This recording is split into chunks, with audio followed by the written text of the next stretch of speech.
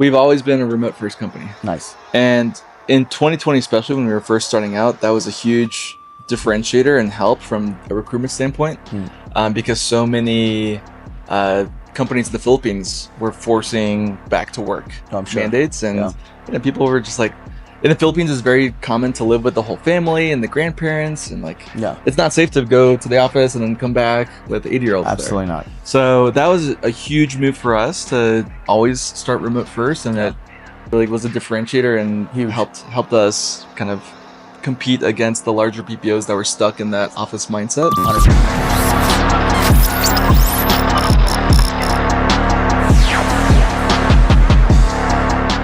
Welcome back to Make America Remote Again. I'm here with my friend Josh Adelman in Medellin, Colombia. Josh, thank you so much for coming. Kagdila. Buenas tardes. Josh, I just found out who I've known for about a year or two. So he's a Russian Jew, lives in Colombia, from Atlanta. That does a staffing company. That's unreal. We were like, what did this? How did this happen? So I'm excited to dive into Josh's story and really what he does with his staffing company, because in a sense, we're in the same industry, but in two different verticals. So first off, Josh, I'm always curious, how did you end up in Medellin, Colombia? I came here 8 years ago for a 1-week trip that turned into 8 years. I've heard this story a lot, but I canceled my return flight after 1 week.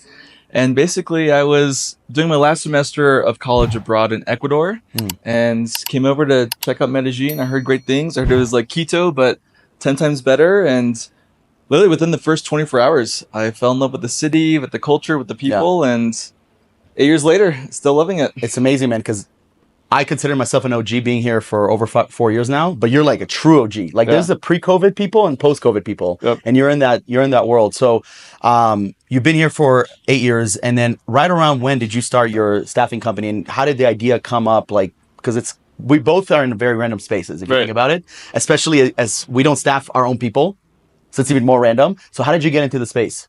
Yeah, I always joke that my family, the Eidelman family, were a group of entrepreneurs, but we always get into the most random businesses. Like my uncle has a box company. I'm doing staffing for Colombians and Filipinos.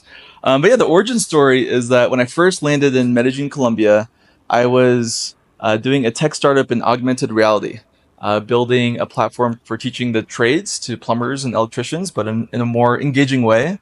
And the tech was really cool, and it was a great first exposure to engineering talent in Colombia, but we never got product market fit.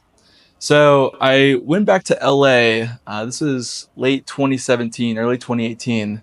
And I was pitching VCs as kind of a final last-ditch effort to keep cash flow and keep our runway going. And I land in LAX and I see all these scooters flying around. I'm like, what the hell are these scooters doing here? And 2 weeks later, I started working at Bird. I kind of gave up the AR startup idea and applied to work at Bird in the very early days. Wow.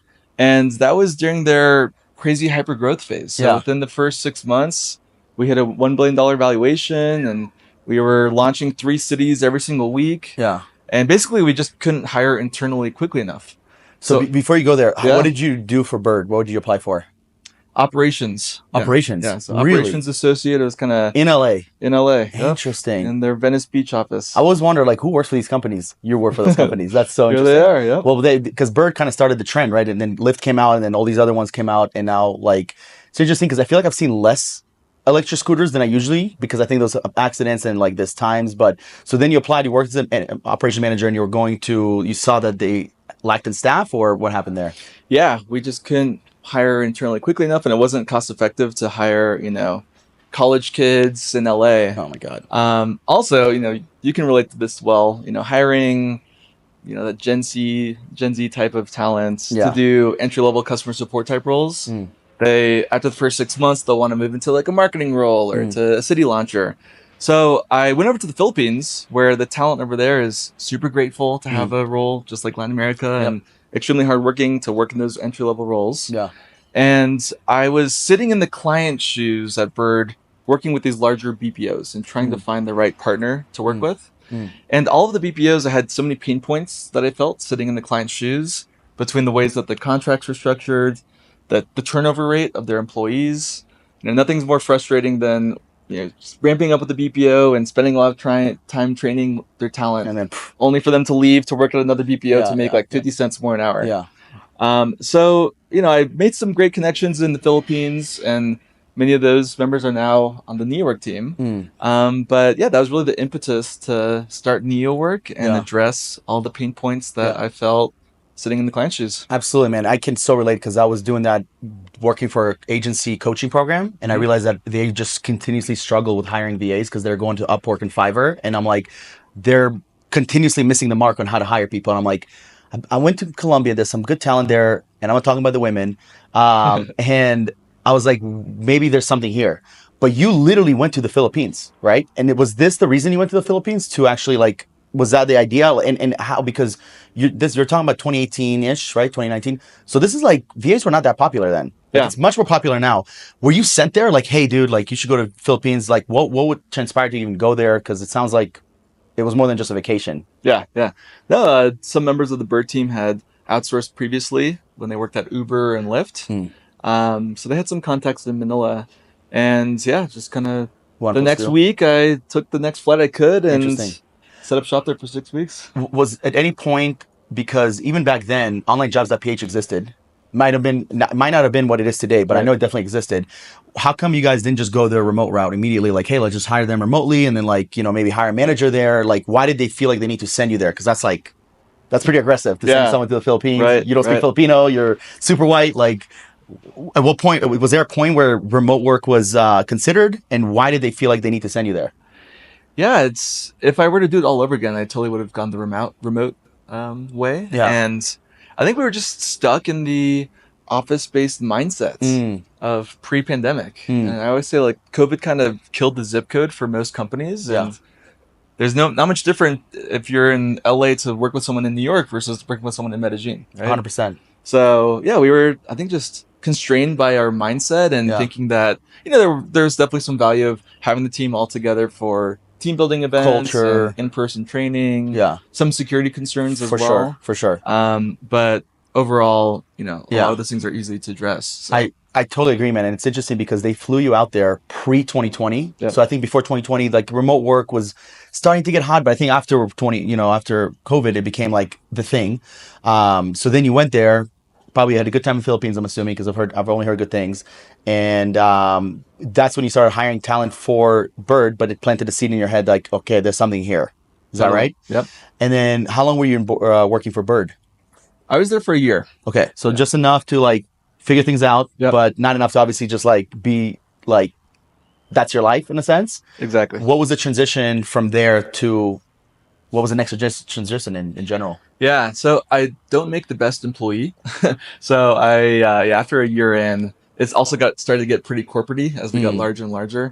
I always remember coming back from a trip to the Philippines and like couldn't even get into the office for 2 hours because I didn't have an ID that they had set up that past month, and like it was all new faces in the office. Yeah.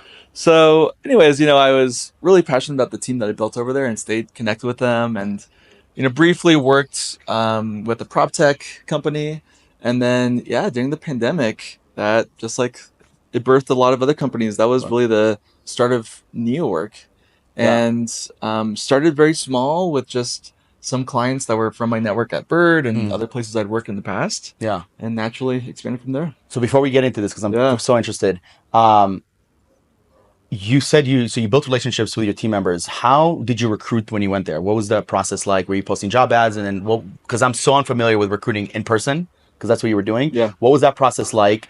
And did you, like you mentioned, you built relationships. Like, what was that experience like? Because it's a little bit different when you're there for the first time, you're white. I keep having to say this because you're probably one of the only people there at that point. So what was that process like of just getting the talent?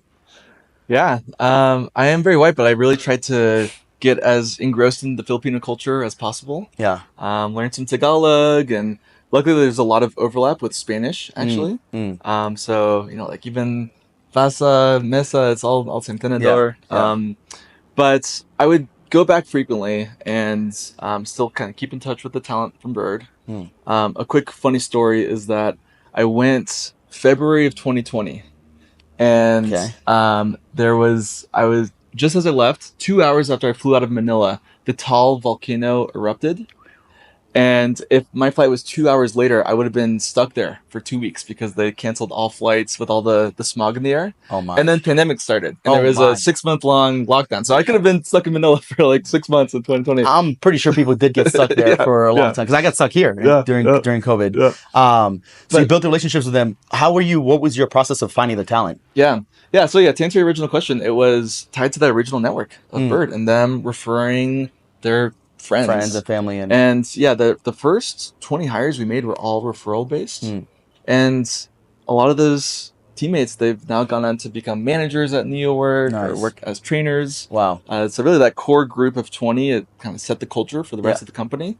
And then once we hit a certain size, we eventually transitioned one of those teammates to be a full-time recruiter and so on and so forth. Scaled our HR more formally. But in the early days, we were very startup-y and of course. Bring on the friends, the family members, and go from there. I mean, usually when you hire someone good, they might know someone that's good, right? And worst case scenario doesn't work out, like it's not really their fault, right? Did you guys have an office? Like, did Bird have an office in Manila, and then they just staffed people in person? That's what, and then you were basically managing that operation. Exactly. Yeah. So Bird worked with the BPO. Got it. It was called Open Access. Okay. At their office. Okay. Interesting. But did Bird worked with them, but they didn't own that office? Correct. Gotcha. So then fast forward a year later, in your head, you're like, okay, I got this talented people. Where was the first like interaction in terms of like getting that client where you're like, hey dude, do you know someone in the Philippines? Like, I'm looking for work. Like, where did that, because it takes that first client. That first client is very magical. Actually, the first client I have is one of my close friends. He lives here. But who was your first client? How did that even approach? Because you were, doing something completely different in a sense. So what was that like? The client's name was Karev. We're still working with them. Nice. And it was a reference from Bird. Someone working from Bird had moved over to work at Karev and kind of reached out, and we went from there. And I'm eternally grateful to Karev for setting the stage. Yeah, shout out Karev. I love it. And then they also in the pandemic, so they're a marketplace for nurses, essentially. Think of it like Uber for nurses. And with the pandemic, they also blew up across the U.S. And wait, they're what for nurses? They're a marketplace for nurses? Yeah, like Uber for nurses. So nurses can go in their app in person. Work extra shifts at other hospitals. Gotcha. Oh, in person. Okay. So with the pandemic, they expanded rapidly, raised a huge Series A, and we grew a team of 2 part-time people with them to 30 plus with them, and kind of started from there. Cool. Yep. I love that, man. So the people. So then, when you first started with NeoWork, so the company's NeoWork. I like the name. Like NeoWork. I like remote Latinos. There we go. I love it. So NeoWork, and then do they work in an office, or did you make them go remote? Like, what was the experience in the beginning, and then how have you transitioned to what you guys do now? We've always been a remote first company. Nice. And in 2020, especially when we were first starting out, that was a huge differentiator and help from a recruitment standpoint, because so many companies in the Philippines were forcing back to work mandates, and people were just like, in the Philippines, it's very common to live with the whole family and the grandparents, and it's not safe to go to the office and then come back with 80-year-olds. Absolutely not. So that was a huge move for us to always start remote first, and it really was a differentiator and helped us kind of compete against the larger BPOs that were stuck in that office mindset. 100%. And there's still a lot of them there. There's probably more BPOs than like non-BPOs, I'm assuming, right? And I could be wrong. Even if it's more, that's still crazy. Yeah. So you got the first client, and then obviously that was like, oh my gosh, there's something here. What was the next step for you to get more clients? How did you start growing the business? And then I have more questions after that. But what was the next step after the first client? Yeah, it was a matter of first building out a lot of processes. So we're very operations heavy. We do the staffing and then actually do the oversight of management. And that involves building out, quality assurance rubrics, building out scorecards to incentivize the team, and Looker Studio dashboards to have metrics on how they're all performing, and even PIP process and coaching. So we built all that and did multiple variations on it. And as far as a sales perspective goes, we leaned in heavily to just giving away as much value for free as we could. So from a sales standpoint, we would position it as, hey, we're going to do an operations diagnosis of your company and, give out these templates for how to do QA for your support team and how to, management best practices and cultural nuances of working with teams in the Philippines or Colombia. And got great reception from that. And It also continued to be a lot of referral-based growth. Our best clients come from current clients, as you know. Best clients come from the best clients, right? Exactly. And also best salespeople are our current clients. Yeah, which is awesome. So yeah, Nice. kind of grew naturally. I love that. And you guys now, what's your? I'm curious because to share you with what we do, but what do you guys do to acquire business, and like what type of marketing do you guys do now? Because I'm sure it's much different than it was 3-4 years ago. So how do you guys acquire business today? Yeah, so we're very LinkedIn heavy. LinkedIn has been a great platform for us over the years. Nice. We're also part of 2 BPO marketplaces. You might be interested in one of them. It's called Outsource Accelerator. I definitely heard of them. Yeah. Think of it like Yelp, but for outsourcing. I've heard of them. Yeah, I haven't dove into them, but yeah. And then another one is called Arena CX, which is more for like BPO style, like request for proposals and longer sales cycles, but usually larger deal size. Okay. And then also do a podcast that I'd love to have you on. Would love to be on. That's a great, way of reaching out to founders I want to work with, and instead of asking for a sales call, it's giving them free content and letting them present their brands. I saw that you made a clip about that. I was like, that's very smart. I actually did that. I did that very indirectly. I did that and then I closed someone. I'm like, oh, maybe I should do more of that. Yep. So the BPO industry, man, it's really interesting because, in our space and every sales call I've taken, when I train my closer, I say there's 3 ways to hire remote workers. First one is you go on your own and try to find someone on Upwork, Fiverr. You pray, hope and pray that someone somehow falls to your lap. 2 is the BPO world, right? So when you outsource to a company and they do the training, managing, and you pay them. And 3 is headhunting, right? That's literally what we do. Obviously, because you came from the bird world, you were more familiar with BPO. Did you feel like at any point you wanted to transition to another model? Or did you always feel like this is, because for me, BPO, it's a great model, but it sounds like an operational nightmare, especially at scale. Like I think, first few clients is kind of easy, but like 30 clients, having 10 people, you have to different roles. It sounds like I can only imagine what that your operation could look like. And that's what has scared me from doing that type of model. We're probably going to do some sort of thing like that in the future, but we stuck with headhunting because that's when I started. You started with BPO. Have you ever considered other models, and what over your overall, like, what are your thoughts about the BPO industry in terms of like the offer you guys deliver and, being able to scale this up to X amount of millions of dollars? Yeah, great question. And one thing that I've always felt was wrong with the BPO industry was billing by the hour. I felt like it misaligns the incentives between the BPO and the client. With especially this is, larger BPOs are notorious for this of, throwing on more seats, more headcount just to rack up billable hours. Yep. And underpaying the candidates. Exactly. So, and clients want efficiency. Yep. So, while we do that model with some roles, I'm really pushing more and more of doing results-based billing. And I really see that being the future for BPOs. Wow. And the way to accomplish that is also leveraging AI.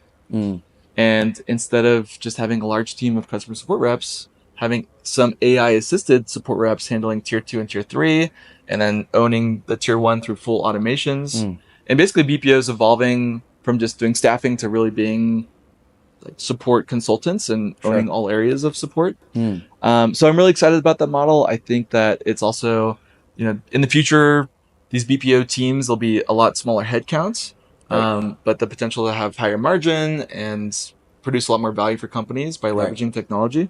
So yeah, we've been really going deep into that route, and I see more and more of that in 2025. And then we've also played around with the global staffing route, which is similar to your model of, letting the clients manage the talent directly.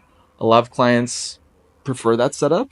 And frankly, since the pandemic, a lot more people in the US have gotten experience, managing Filipinos, managing Colombians, and know the ins and outs of it. So we're totally open to that model as well. And basically the difference, I think, is that we handle the benefits and payroll in the background, kind of as an ongoing basis versus like an upfront recruitment fee. Yeah. But similar idea.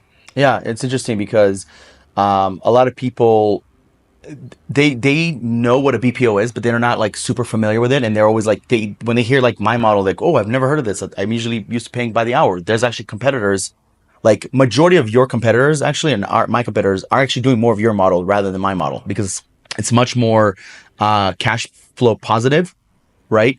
But one thing you said that I'm very interested on is results based driven like offer. Can you explain that to me? Because that sounds too good to be true. Like that, and I'm sure clients have also thought that. Like, what does that mean exactly? Do you guys pay to get a print? You don't have to like spoil everything you guys do, but like, what does exactly result-based driven results? Because I think I say we're result-based driven, but in reality, I'm like, you got to pay me, and then you'll get results. Right. So what exactly does that mean? It's tied to the outcome of whatever the goal is. So if you have a customer support team that's looking for ticket resolution, it'll be billing by number of tickets solved. And that's a much more predictable billing model for clients. And instead of, needing to staff across multiple different, shift lines and 24/7 coverage, just having, tickets solved as the criteria. Yeah. And then we do a lot of back office workflows for startups. Admin. Yeah, admin. They're like credentialing for like, medical workers, things like that.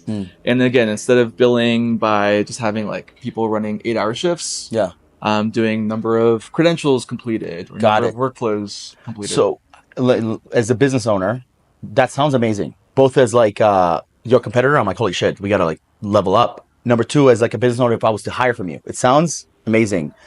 The question is, it sounds also not scalable, because if you have one client, and I'm just asking questions, right? If you have one client that wants video editing done, another one that wants X amount of sales done, and another one that has the admin work, how do you guys differentiate and how do you guys price it? Is it like very custom to the client needs and wants? How does that work? And like at scale, again, you have 100 clients, 100 different clients. I mean, that sounds like, again, a nightmare. Yeah. The way we price it is basically doing time and motion studies. So whatever the workflow is, analyzing how long that typically takes, and then also seeing where there's opportunities to automate it through some of the AI partners that we work with. And then backing up from there to find what the appropriate bill rate would be per workflow. And, some of the other tasks you mentioned, like video editing, for example, that's a good example. That one is one where it's pretty tricky to do results-based billing because long form, short form, clips. And then how do you account for a number of revisions from clients? So we've started this more with the kind of basic tier 1 type workflows where it's very repeatable, very predictable what the kind of time investment is going to be. But I see more and more, and my team is working more and more on being able to expand this offering to higher level tasks as well. Amazing. I like that. Yeah, it's a good offer. It's something, at the end of the day, Alex Mosey's first book is $100 million offers, right? Because without a good offer, everything else kind of falls apart. Like you can't have a real company if you don't have, if people are not buying. So you mentioned, so the way you acquire clients now is doing podcasts, obviously still word of mouth. LinkedIn is a huge benefit for you. So at what stage, so you were in the Philippines, I'm assuming for a couple of years, still there. At what point did you come also to Latin America and be like, yo, there's actually really good talent here as well? What was that transition like? And yeah, I have a lot of questions on that because that's a whole different ballgame. Yeah, I've been talking a lot about the Philippines, but throughout this whole time, we also had a very small 3-person Colombia team running. And that was from my network back in 2017 when I first got here with my first AR business. And we did dedicated staffing of animation, actually. Because my first business here, we were in augmented reality. And the team that was building the 3D models, they were all animators by training. Makes sense. So I kind of converted them into the agency model and direct staffing with one of my clients looking for animation and basic video editing work too.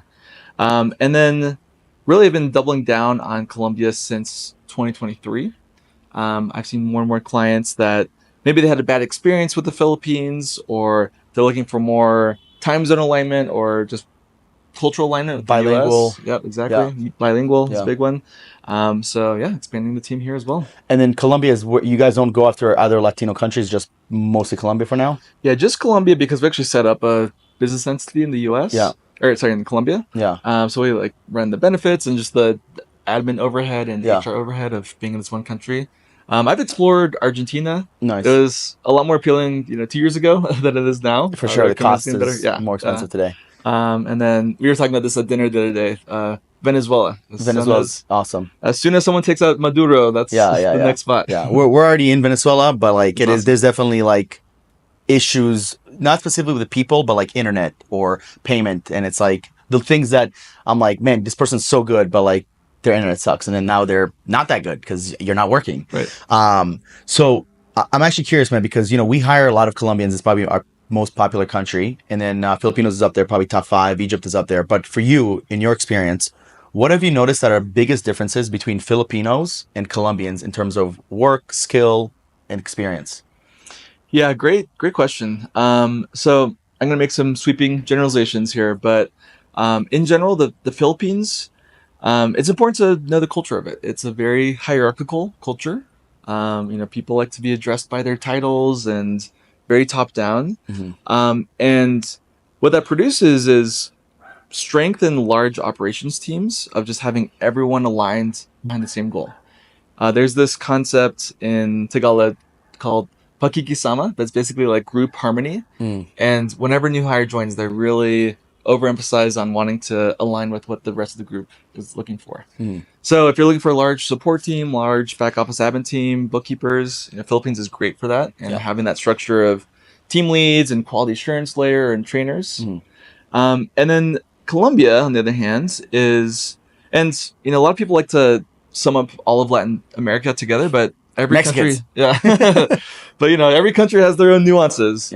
And what I find with Colombia is great level of creativity. If you come down to Medellin, you'll see it's the capital of reggaeton and big, modeling and fashion. But yeah, great creativity, independent thinkers, and a lot more comfortable with managing upwards or challenging things that don't make sense. And that's an area that Philippines can struggle with at times, of kind of saying no or like raising the hand if something should be done differently. So for more like individual contributor roles, like technical roles, like developers, I find Colombian talent to be very strong in those areas. Yeah, I totally agree. I think Filipinos, they've mastered the repeatable tasks. And a lot of times, not all of them, so I don't want to generalize, but a lot of times the tasks we give them don't require cognitive thinking, nor does it require something that's like super creative. However, there are very creative people in the Philippines. There are great salespeople in the Philippines. So I don't want to generalize, because we are in a sense generalizing. If you look at just in what most people hire Filipinos for, a lot of times it's the more executive accountant, bookkeepers. In Colombia, what we hire for is usually sales and marketing roles, right? Like my closer's Colombian. Right, you can get on a call and close someone. Where I've hired Filipinos, and I'm like, man, you're gonna have a hard time. And even though it's funny because I actually want to talk to you about this, because my closer is Colombian. I'm hiring another closer, and I want them to be Latin American based. I don't care where they're at, because I don't want to sell my product anymore. I love it, and I've sold enough. I've sold hundreds of clients. I'm like, I'm good. Because ultimately, I want someone else to be the face of closing Latinos. It can't be this white Jew. I'm like, I get it. Like, I'm the partner, but with Filipinos, I don't know if I would find a closer as a Filipino, but I think setters, they could do pretty good, right? So with your closing team, I'm actually curious, because we have one closer, one setter. I'm also like a part-time closer. We're looking for another closer. What is your sales team like? And do you have like a setter and a closer?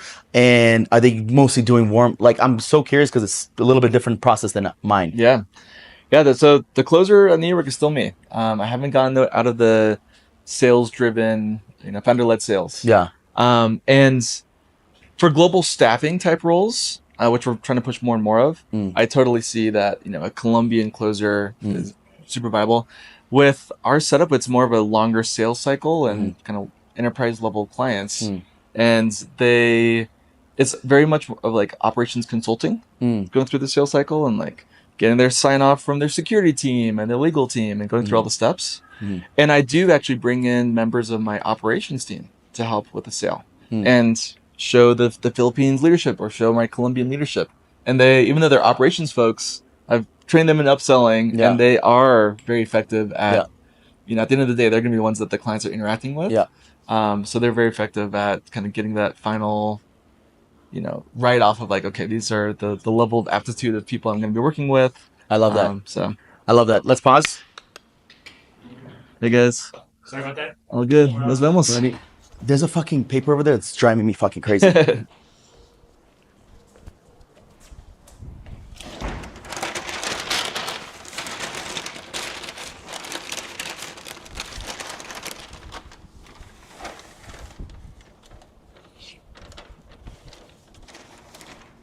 is good, man. Any feedback or? So far, so good, dude. Cool. You're crushing it.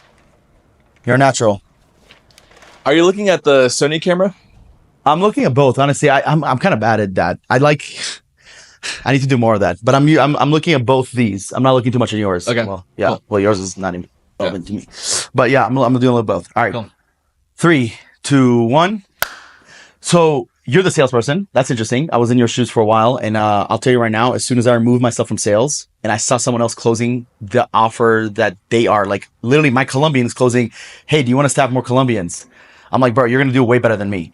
And it literally has been one of the best feelings in the world, because I love sales. I think you love sales too. Obviously, you've been doing it for a while, but I've never been burnt out of sales until I got back into sales. Because I didn't have to sell consistently, and I even took sales calls yesterday. I'm like, dude, why are they talking to me? Like you're not talking to a Latino. You're literally talking to the co-founder. Like, I get if my closer's not here or something, like, of course I'll be there. But I love buying things from someone that is literally the product themselves, right, or the service themselves. So I think once you're able to find a closer for yourself, dude, it's gonna like, bro, you're gonna alleviate, you're gonna levitate. Because I never imagined me having a closer, because I was so in the day-to-day of the sales process.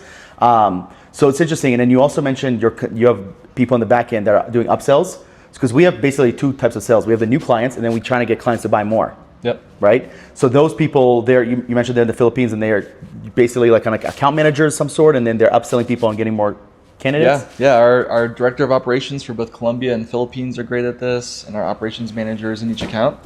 And the interesting thing is we have a very close-knit relationship with the larger clients that we're running the BPO services with. We meet with them every week, give them reports, and a lot of it is, first 10 minutes kind of talking shit and catching up. Catching up, and also just like understanding their businesses at a more intimate level, and peering across, okay, hey, I see that you've got a US-based bookkeeping team. Like, what areas could we leverage cost savings there? Or, hey, like, I feel this pain point of you, like, you just said that you spent 3 hours making this report. Maybe a member of our team could help you in this area. So speaking of clients, what is your ideal client? Who's your avatar? Who do you guys go for? Because you mentioned multiple different industries. So what does that look like exactly? Yeah, our ICP is a Series A or Series B tech company that is growing and looking to bring on an operations partner. And I find that the best clients are the ones that are open to a two-way partnership. I see a lot of BPOs, the bigger BPOs, it's very much like a vendor and client, top-down relationship. And that's not really effective for getting the feedback back to clients about what they need to hear to set up their operations for success. So we like working with clients that are open to hearing feedback from us and also giving us feedback. And really also embracing the NeoWorkers as an extension of their own team. I've seen a lot of companies where they just kind of throw it over the fence and expect the BPO to handle it all. And that's not the right way to outsource. You really got to embrace them, bring them into your Slack channel, have them join your weekly meetings, treat them no differently than an internal employee, and then you'll be set up for success. You're basically like a fractional HR for these people, right? They come to you guys, they just pay you guys. Do they have direct connection to the candidates? Do they talk to the candidates and like do check-ins with them and like train them as well? Or is it pretty hands-off? Yeah, no. Some of our clients like to be involved in the interview process, especially smaller companies. And then some of our clients do one-on-ones, weekly one-on-ones, and I highly encourage that. Absolutely. For the larger accounts that we run, where we have that, like, the 30-plus seat accounts, where we have, supervisors in place, it's usually the clients more engaging with the supervisor and above layer than actual agents. But yeah, we embrace and welcome as much of people talking directly. And actually, talking about Karev from before, we actually invited their vendor manager to come to the Philippines, and she joined all of our parties last year. Nice. Got on the karaoke mic, so the more of that, the better. I love that. That's the best way to build relationships, man. It's like, it's the real life, as much as we're remote, but like in the end of the day, we're also humans, and the real relationships built in person, right? So you don't need to tell me who, but how many people did your biggest client hire from you? Our biggest account is 55 headcount. Wow. Yep. And those 55 work directly for the client, or do they have other like things on the side, or just... Yep, they're all dedicated staff working just on that. Dedicated. Fuck, 55 is crazy, bro. That's insane. That's one massive account. So that's awesome. And in terms of turnover, so I think this is one of the biggest differentiators between us outside of like our offer and whatever else. It's the LTV, right? Because my LTV is like very unpredictable, because you might hire one person, you might never hire another one. Majority of our clients do come back for second, third. We have clients that upgrade to our 1-year package, whatever. But your LTV is a little bit more predictable, right? Have you, like, what are some things you're doing right now to increase your LTV in order, and as well as get your clients to also buy more from you? Yeah, big thing is AI right now. We're actively helping our clients essentially cannibalize our own billable hours by leaning into our current workflows and saying, okay, which areas can be replaced by AI?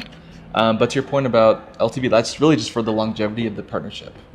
Because if we're not figuring that out for them, they're eventually going to figure it out themselves. And I really see this happening in the next 6 to 12 months with more and more AI products coming out. So for sure, we're really trying to kind of beat it to the punch and just build out the long-lasting partnership and really get ingrained in the daily workings of their operations. Right. Okay. That makes sense. AI is, man, it's exciting. It's also scary. Yeah. You know, like, especially like, so I was on a call with a friend. He was like, are you worried about AI? And I'm like, I'm not worried, because we still hire a lot of non-basic roles, but there's like a 20-30% of my business is like executive assistant, very admin role tasks type, that AI is like knocking on the door, you know, and it's about to open the door, and that's when things are going to get interesting. Not just for us, because I believe that we have so much leverage, we've created a good brand, so have you, that we can always start recruiting higher level people. I feel bad for like these VAs, like that. Don't worry about the company. The company's going to be fine. I have skill sets. If worst comes to worst, I'll figure it out, right?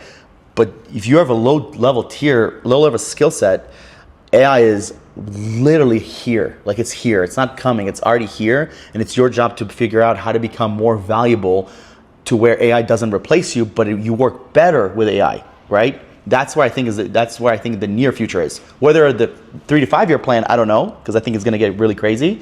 But I think the near future is, how do we take a high level skilled person and integrate them with AI instead of hiring 14 different team members? Yep, 100%. And that's why we're rolling out AI certified staffing. And essentially what that looks like is we've already developed these AI training materials in the background, and we want to only place people that have gone through our training and are essentially going to be 3 times as effective as someone that doesn't know how to use AI tools. Yeah. Whether that's Cloud or Lindy or ChatGPT even, you know? Exactly. Yeah. So I am also, something that keeps me up at night is like, what's going to happen to the team and the ones that aren't embracing AI. So I'm really pushing it. Yeah. We even like made it part of their annual performance review, is how well they're growing 1% each day and like learning AI products for like their salary increases. So there's a lot of incentive behind it, but they have to be up leveling. Layla Hermosi says it best. There's only 1 of 2 reasons someone doesn't get something they want, especially in the career world. It's either a skill issue or a will issue.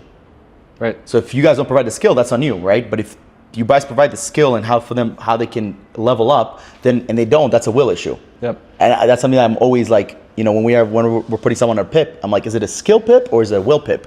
Skill, I can teach you. Will is a different story. It's a different conversation. It's a culture, you know, it's a cultural difference potential.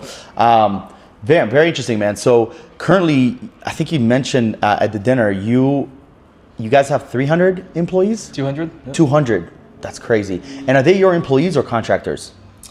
Some of them are set up as employees, but most actually are contractors. Okay. And we've gotten creative with Philippine and Colombian law, where basically they're opting in to work those shifts. Yeah. But they still get all the benefits of employee, like health insurance, 13-month pay. Whether they're contractors or employees. Correct. I would love to dive into that. Before I do, have you noticed a difference between recruiting a contractor versus recruiting an employee, like on the front end of like trying to get the talent? Have you seen, like, when you put out like, hey, you're an employee of record, all that stuff, do you feel like you get higher level talent? No, because they're looking at the benefits. They're looking at health insurance and 13-month pay, things like that. That's huge. Yeah, so kind of high level. If anything, this isn't the best thing to say on the internet, but like our Philippines teammates, a lot of them aren't paying taxes, so they actually prefer the contractor setup because they're a little bit under the table. Colombia, it's a little bit more challenging to do that. So yeah, all I'd say is they don't really care about the classification, but they do, like top talent, they are looking for the top benefits. And don't feel bad, because I promise you, Colombians don't pay their taxes. Yeah. Actually, there's 60 million Colombians and only 10 million pay taxes, which is insane. And by the way, I kind of put 1 and 2 together. I'm like, how does a third world country that has so many resources How does a country that has so many resources, so much tourism, is a third world country? And it's purely because their own people don't give back to the country. And guess what? If I lived here, which I do, but if I was a citizen of Colombia, I probably wouldn't pay taxes either because it doesn't really go to the right hands, and then it becomes a dicey situation. That's a podcast for another time. So the contractor employee is very interesting. So you give everybody health benefits and all sorts of benefits, whether they're a contractor or employee. This is something I'm actually very curious on, as well as a lot of my clients. What's that process like? And like, have you guys ever offered, because the way I see it, I don't offer that right now, but I offer better pay than most people. Like we pay pretty, like insanely good. I already know that. Have you thought about like just paying them a little bit more instead of doing health benefits? Like where did that come from? Because that is a very BPO, a BPO thing to say the least, because I notice most BPO companies do offer that, where like recruiting companies don't, because also they don't work for me. But I would love if there's a chance for my team even to get health benefits and things like that. What's that process like? Have you thought about paying them potentially more? And you know, for you, what is the benefit for you doing that? Yeah, so a big thing is a lot of the talent we recruit from the BPO world, and it's tough for them to make that jump from having PTO days to, oh, I'm like expected to work all the time and just not paid for these days. So it's made the transition easier. I also think just the economics of it, I found with recruitment that, you know, the delta in how much more you can pay them versus what the cost is of these benefits, it is like more enticing for them to go for the benefits versus the equivalent cost and just added salary. So I played around with it a lot, and we'll negotiate as well of, you know, some, like we give higher level health insurance, for example, to managers and above in the Philippines. It's not something I love, but it helps. It's in the norm in Philippines work culture to have different tiers of health insurance depending on the seniority. So we like to get pretty creative with compensation structure, and I'm really big into incentive-based pay as well. So tied to KPIs and performance, they get opportunities for bonuses. Yeah, we shifted the word bonus to performance-based, because bonus is like a one-time thing, and if you expect a bonus every month, that's like, bro, you get a birthday bonus, but we switched that term to performance-based, and I'm huge on that, man. I want people to make a little base, like enough to survive, right? But I want them to make majority of their pay through performance-based, and it's, you know, some roles is pretty easy because like sales. Here's a little base and a commission, but some roles are a little bit more tricky, like a video editor, and like, you know, certain roles are a little bit trickier. Going back to your avatar, so you mentioned tier 2 and tier 3 tech companies, which is interesting. So like SaaS, like basically startups in a sense, and that have a product or service that's already out in the market. They're making some money from it, I'm assuming.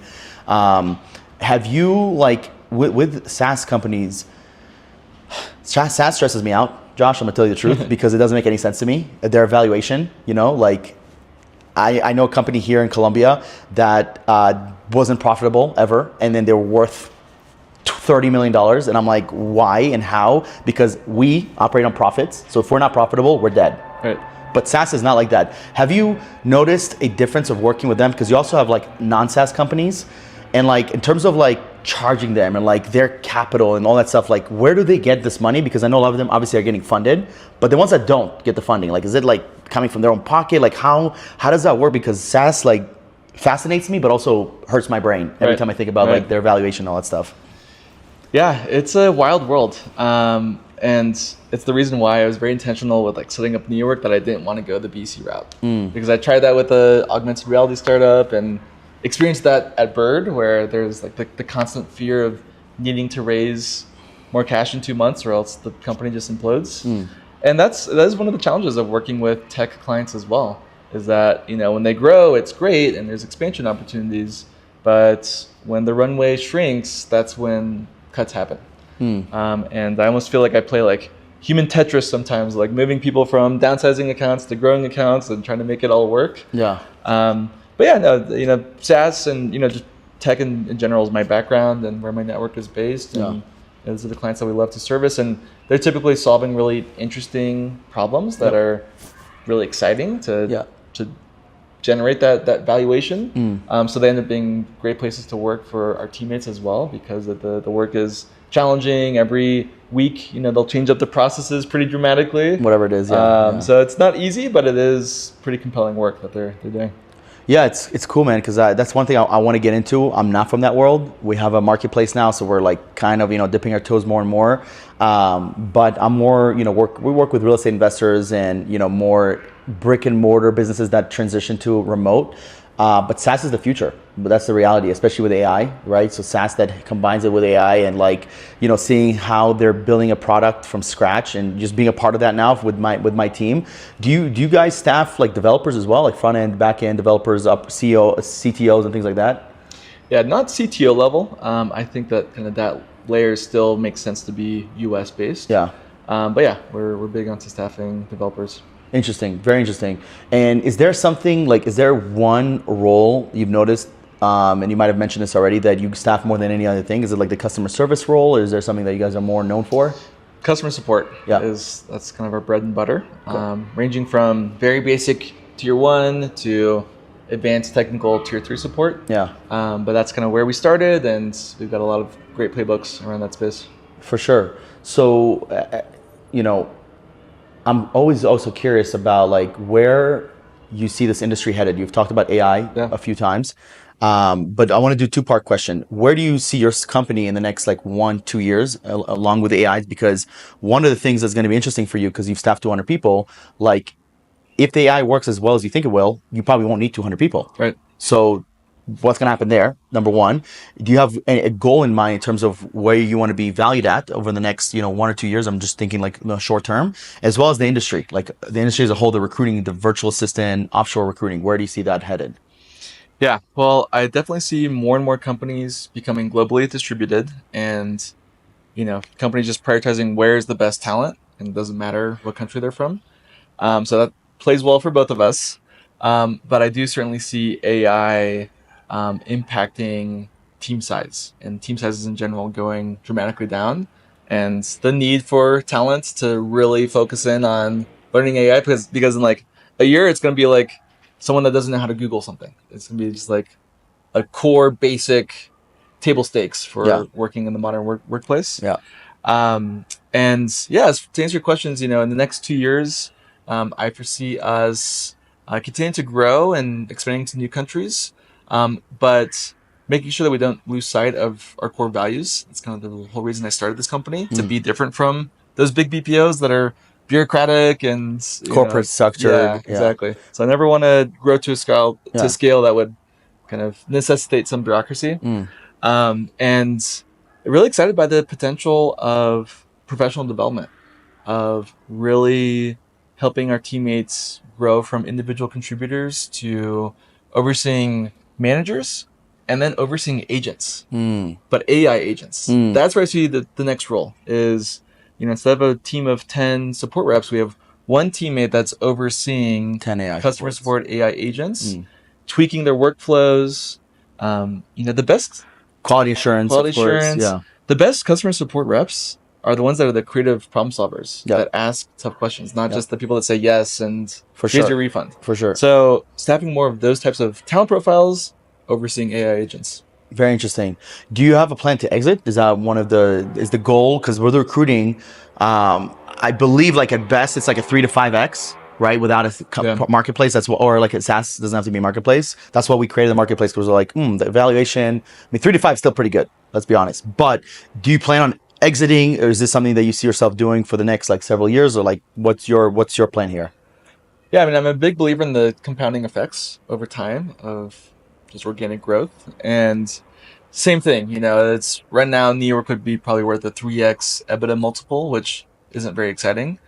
So you need to hit kind of the 10 million EBITDA figure for the multiples to start going up. Be exciting. Yeah. My advisor, he sold his BPO in 2020 pre-pandemic for 7x EBITDA multiple because he had that tech layer. So that's awesome to hear that you're actively investing in that area. Yeah. And yeah, I guess to answer your question, I'm open to all options, but I'm really happy with what I'm doing right now and excited to grow. Yeah, dude, I feel the same. It's just interesting because we're at a place where we're growing. And last year we overstaffed. I think I was telling you we overhired, and our profit took a massive hit to where EBITDA is not I know we're valued more than we actually are because of my name and the brand. I think Remote Latinos is just a good name. Like just the name itself. We own latinosremotos.com, like the website. Obviously, that's a very small fraction of what matters at the end of the day, right? The actual service. So now one of the biggest things that we're shifting is like much more profit heavy operations, but also like being able to really grow this, because at the end of the day, like profit in our industry is super important. Without profit, like you don't really have a company. You're just Right. you have a job. And what excites me is just like figuring that part out, because we've done so many things right. Like we hit, we're consistently now doing 6 figures a month, which is great. Like right around the 100K, which is like, wow, that took years to get to, but we're finally here. Obviously selling a one-time product as well, if you think about it, which is, relatively impressive, but also like, what does it take for us to get from here to like 300, 400, 500K a month and then be more profitable, be lean and mean? I went to dinner yesterday with a gentleman that actually lives here in Colombia that does about 300 to 400,000 a month with 13 team members. And I'm like, oh, I get why you're paying yourself $10,000 a month for your rent. He like lives in his baller place and all that stuff. And I'm like, I want to get to that level, right? So that's the ultimate mission, because not only do I want to make money, yes, of course, but I can then reinvest into my team. I can donate to our charity here in Colombia that, both of us are a part of, and just like more money, yes, more problems, but also less headaches. Yep.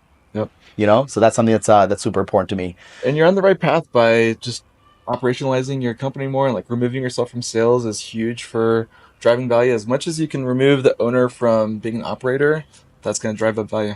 Yeah, that's the goal. I mean, it's pretty cool because right now I'm not involved in a lot of like the day-to-day of many of the parts of the company. And I told my team, I was sending them Loom videos earlier, that I just want to focus on being a sales manager and a content creator. If I can do those two and just figure out this YouTube game, like YouTube to me, I was like, I love YouTube, and I'm like, dude, how do I become the go-to hiring guy? And it's funny because I've had multiple clients get into the YouTube game as of like this year, and they're starting to blow up their YouTube. It's like, dude, they got like 15,000 views in like the 4th video, because they teach people how to make money. I don't teach people how to make money. I teach people how to hire and how to fire and how to hire remotely and culture and all this stuff that's not as sexy. But my goal is this year is to have literally hundreds, if not thousands of videos of just purely recruiting and hiring, anything that has to do with this space, that I'm the go-to guy for anything recruiting wise. And then with that, we want to attract higher level clients, because if you're recruiting and if you're hiring, that means you're already in the mindset of like growing the business. Like you don't want someone that has, and I'm actually curious, do you guys work with people that are like, they've never hired, don't know anything about it, like brand new, zero, they have some money? Do you guys work with those type of people that are like, Josh, I want to work with NeoWork? Like, what does that look like for you guys? Typically no. We usually work with people that are looking to bring on, 2, 3+ teammates. But if it's like a founder friend, or if it's someone that I almost feel like when I'm going through sales, I have to like wear kind of a VC hat and like determine if this is a company that could scale with us.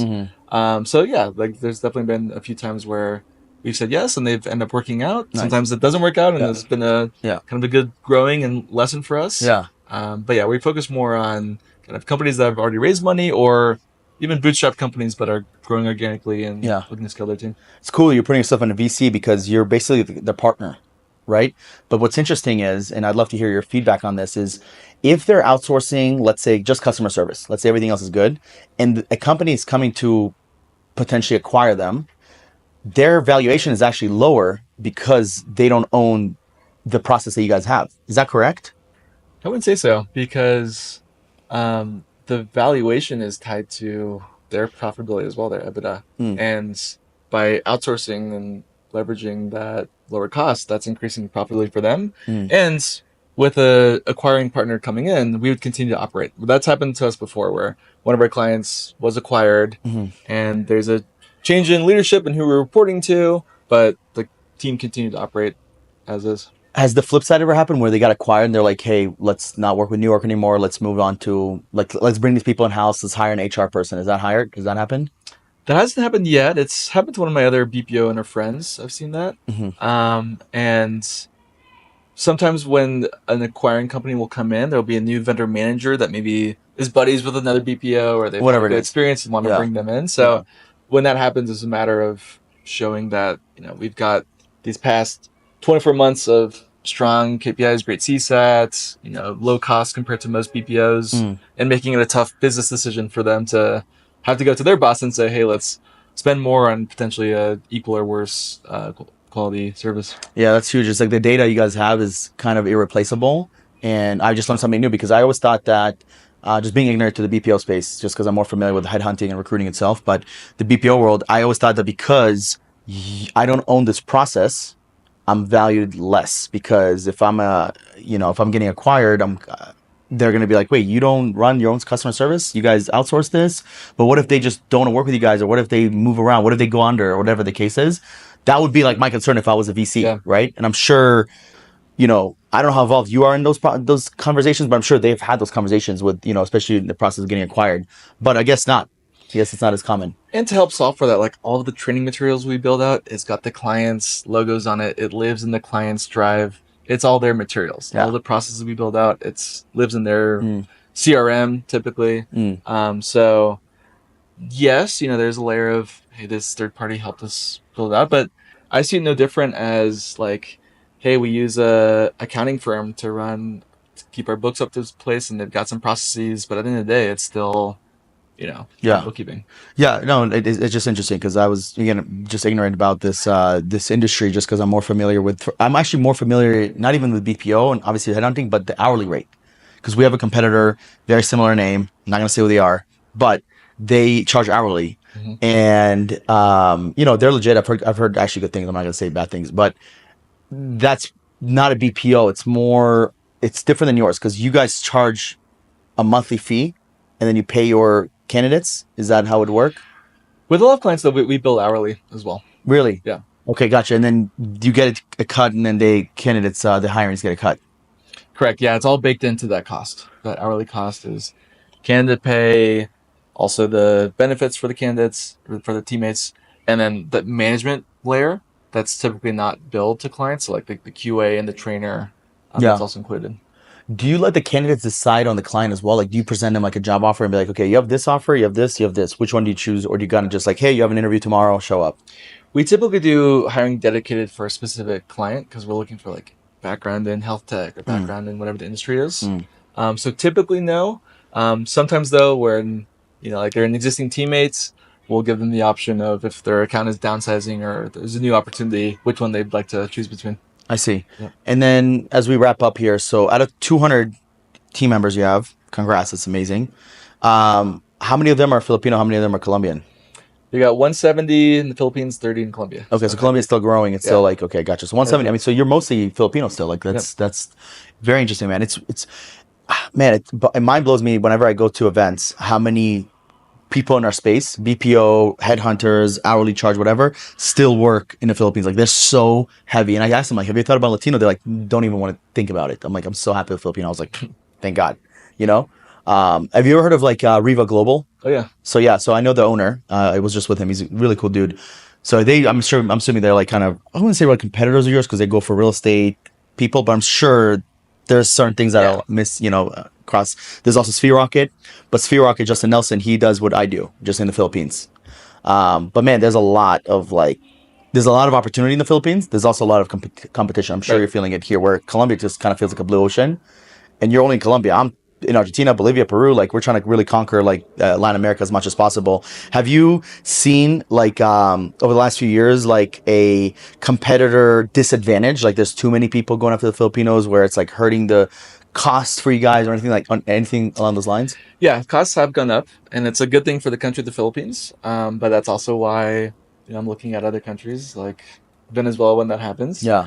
And it has gotten more competitive. There's, candidates need to have a very fast recruiting cycle. Like if we have clients that want to extend the interview process out multiple steps, that usually doesn't work for us. So to answer your question, it's getting more competitive, and I'm curious also on your end, kind of what the country distribution looks like what percentage is Colombia versus the other top countries. Dude, it's funny because I could show you like our chart. It's like 50 countries, so more or less maybe like 47, and top 5 are Colombia, Egypt. Egypt is incredible, by the way. Probably if I were you, I would start looking to Egypt immediately because they're like literally as talented, if not more. I'm not even joking. I was very mind blown by that because when I went to Egypt a few years ago, I went to Cairo and Giza. It was beautiful. The people that were helping me there, like they spoke English, but I never in my head I was like, you don't speak enough to even be considered. You know what I mean? You couldn't even go through the process. So I was like, they don't speak English there, being ignorant because of the experience I had there. And then I started seeing the talent that we have there, and I'm like, holy crap, but this is like next level talent. So Colombia, Egypt, Philippines is still up there. We get a lot from Mexico. The problem in Mexico is that it's more expensive than other Latino countries because they are close to the US. Yeah. So they cost a little bit higher. And then I believe it's between like Belize, Nicaragua, and Argentina, something along those lines. So Belize and Nicaragua, they actually have English is a national language for them. So that's a foreign word. Colombia, you know, at the end of the day, you and I are in Beijing, we're in a bubble. You go 15 minutes up north, 15 minutes south, dude, there's no English. You know what I mean? So we're kind of living in a bubble here, and we obviously get the best talent. But Bogota is much better English speakers as well. But like Nicaragua, English is a spoken language there. Belize is the same. Yep. The problem is that they have a lot less people than Colombia. I think it's like 10, 20, 30 million, whatever the number is. So I would say those are the main ones that we have from, you know. And is your recruitment process, like the number of interviews and assessments they take, is that different for Colombian talent versus Egypt versus Philippines? We try to standardize it for scalability purposes. However, certain roles, we do have to take extra tests or help the client create a skill test or have the client create like a skill test, help the client create some sort of skill test / a test that is more towards them. It's very customized. But we try to standardize it because we're recruiting so heavily on a regular basis that I don't want to overcomplicate the process. This is something that we've gone back and forth up until like Q4 of last year. We, at one point, it was very hard to go through our process. And then at one point, it was very easy to go through our process. So I think there's a good middle ground where you don't want to be, I'm not hiring professors. I'm not hiring rocket scientists. So there needs to be, it doesn't need to be super complex, but I also don't want to hire drug dealers and like people that are clearly not a good fit. So there needs to be like a layer. And the layer for us is the application process they have to go through.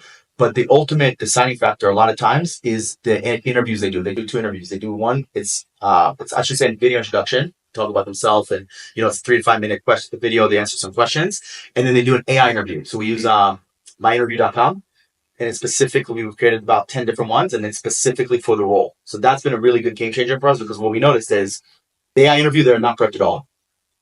So they have no ideas what question come. It literally is a really simple question, and then it's like, wow, that's a crazy question. They have 1 minute to answer, and you cannot restart. Like once you start the process. Yeah. So I like that because it kind of puts them in the spot. And then ultimately, then the next layer is my clients. So like just like you, my clients are usually already hired people. And if they've never hired anyone, they have no idea. We just have to spend more time with them. And then I'm like, you're paying me the same as someone that just like, sure, you know what I mean? So it's a little bit, it becomes a little bit interesting there. But yeah, man, the AI interview has been a big game changer. Just like the communication with our team, the recruiters, the communication with the clients. It's very easy to tell when someone wants something versus they don't want it. It's very easy to tell when someone is BSing. Sometimes it's hard to tell, I would say, the BSers, because you can lie on a lot of the process. And then I would say, like, everything that we do is we're like professional addition creators. They're doing additions with us. They're doing additions. You gotta you gotta have the best resume, the best video, and the best experience. My team has better say good things about you, and then the client must feel really good about you because the audition went really well. But then the movie starts. And how did you do in the movie? How did you go from reading the script to actually performing the script? Yeah. Right. That's literally how I see what we do here, and it's interesting because, man, it's psychology. Yeah. Humans are fucking wild. I'm sure you see this. That's why I love the business, because our product is people, and just with people that every day is different, and every day there's so many things that are out of our circumstances. I mean, you're dealing with Philippines where there's like, bro, it's like every other month it feels like something happens there. You know what I mean? Oh, yeah. And the fire, fires and hurricanes and tornadoes and typhoons, and it's like, my God. Where in Colombia, it's like mostly good. Like we might have internet issues here and there. Yeah, it's not perfect. Even for us, like, there's storms here. But nothing to where in the Philippines. And I think that's one of the things that is triggering people to work less with the Filipinos because of their experience, which is good for you to open up the Colombia, because I think there's a lot of opportunity here. And when you get to Venezuela and maybe even Mexico, wherever, man, you're going to see like some of the best talent ever. Yeah. And one of the things I tell my clients all the time, I'm like, do you care more about talent or location? Care about talent? Cool. I'm going to find someone in Bolivia maybe, or maybe in Peru. and maybe in Chile, because it doesn't matter. You're remote. You care about the talent and the person actually being good rather than location. I actually just had a call earlier, and the guy's like, "Yeah, I'm building an office in Buenos Aires." So I was like, "Dude, that's cool, but we're remote Latinos, not local Latinos." You know what I mean? So like, I want to really enforce you, and as much as I can, to run a remote company, because at the end of the day, it is the future, and the future is now. So, do you have any prospects that are answer the location or talent question with location? 1 or 2 out of 10, because they are so familiar with the country. So it happens in Colombia. I don't know if you've experienced people have been here that love Colombia. They're like, dude, I need someone in Colombia.